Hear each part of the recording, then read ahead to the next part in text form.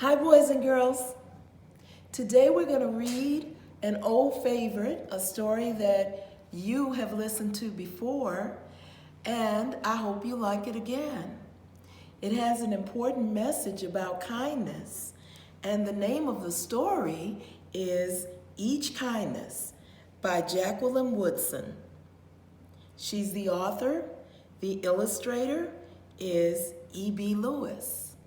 Remember, the author is the one who writes the book, and the illustrator is the one who has drawn the pictures.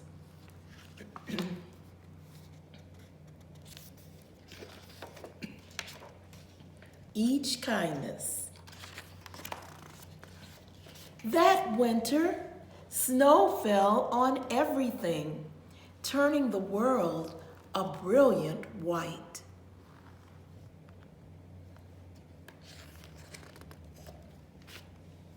One morning, as we settled into our seats, the classroom door opened and the principal came in.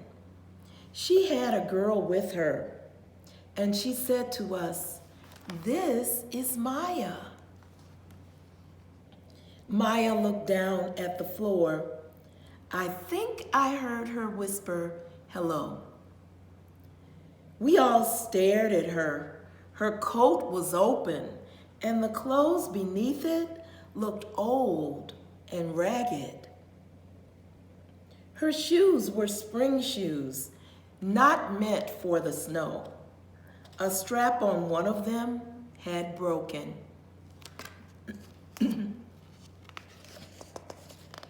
Our teacher, Miss Albert, said, "Say good morning to our new student." But most of us were silent. The only empty seat was next to me. That's where our teacher put Maya. But on that first day, Maya turned to me and smiled, but I didn't smile back.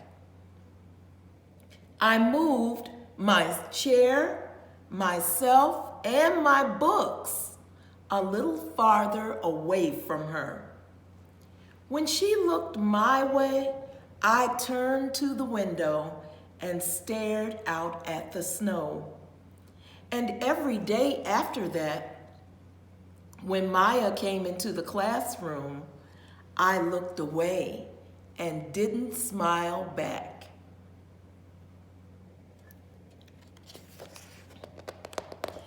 My best friends that year were Kendra and Sophie. At lunchtime, we walked around the schoolyard, our fingers laced together, whispering secrets into each other's ears.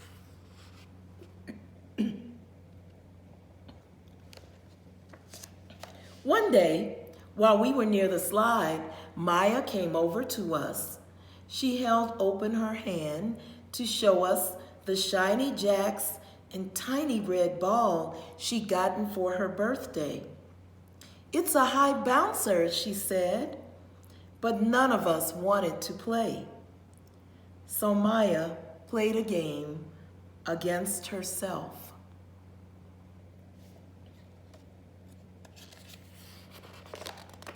That afternoon, when we got back into the classroom, Maya whispered to me, "Bet you can't guess who's the new Jacks champion of the world."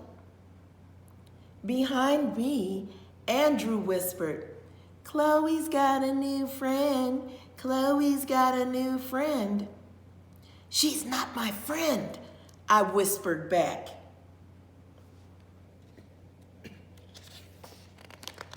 The weeks passed.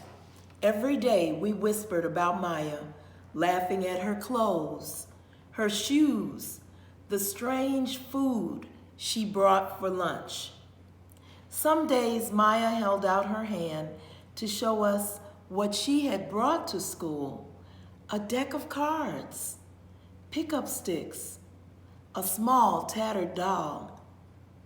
Whenever she asked us to play, we said no.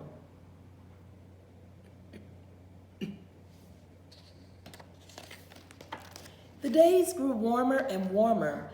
The pond thawed, Grass began growing where snow had once been. One day, Maya came to school wearing a pretty dress and fancy shoes. But the shoes and the dress looked like they belonged to another girl before Maya.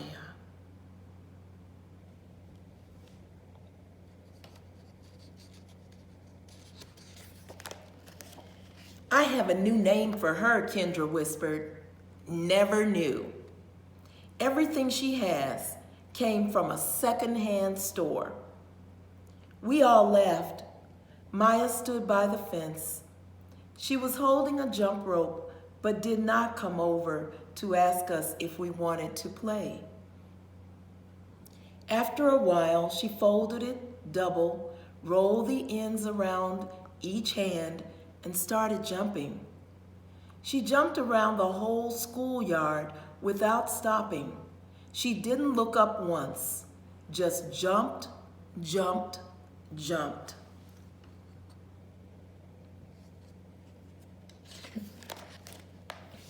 The next day, Maya's seat was empty. In class that morning, we were talking about kindness. Miss Albert had brought a big bowl into class and filled it with water. We all gathered around her desk and watched her drop a small stone into it. The waves rippled out, away from the stone. "This is what kindness does," Miss Albert said. "Each little thing we do goes out like a ripple into the world."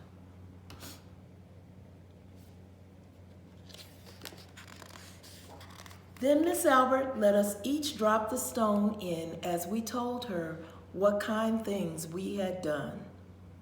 Joseph had held the door for his grandmother. Kendra helped change her baby brother's diaper. Even mean old Andrew had done something. "I carried teacher's books up the stairs," he said, and Miss Albert said it was true. I stood there, holding Miss Albert's rock in my hand, silent. "Even small things count," Miss Albert said gently. But I couldn't think of anything and passed the stone on.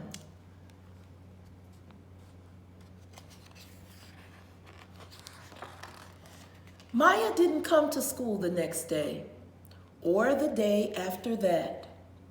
Each morning, I walked to school slowly, hoping this would be the day Maya returned, and she'd look at me and smile.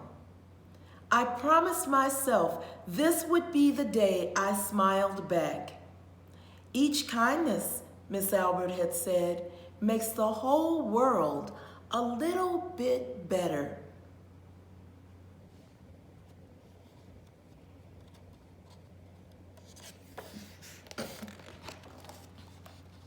But Maya's seat remained empty.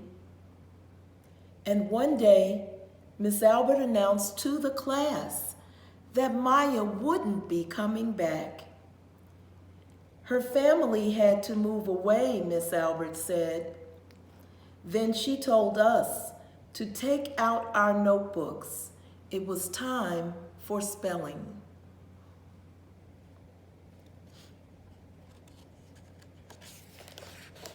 That afternoon, I walked home alone. When I reached the pond, my throat filled with all the things I wish I would have said to Maya. Each kindness I had never shown. I threw small stones into it over and over, watching the way the water rippled out and away, out and away. Like each kindness done and not done, like every girl somewhere holding a small gift out to someone, and that someone turning away from it.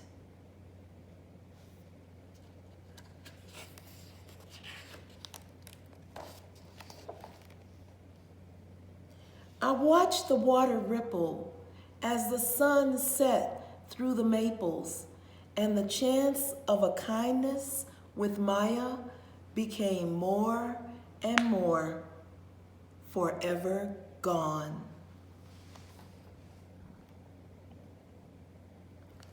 Now, boys and girls, we talked about this story before.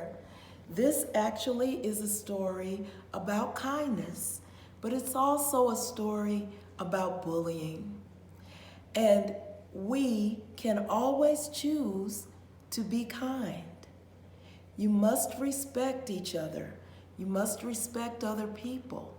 So this girl in the story lost a chance to be very kind to a girl who needed kindness. She needed a friend in that new school. And so that's why the story is sad at the end, because she never got a chance to go back and tell that girl she was sorry, and tell that girl, yes, I'd like to play with you. I'd like to be your friend. So when we learn things from books, boys and girls, they can help us in our own lives. That story can help you as you remember always to try first to be kind. Try first to be kind to someone else, and think about how far your kindness can go, even though you may never really know it. But it was a very nice story, and Miss Island is always happy to read to you. I hope you think about that question of kindness and also bullying and being mean, and how we should never do that. So I'm happy to read to you today. Good to see you, boys and girls.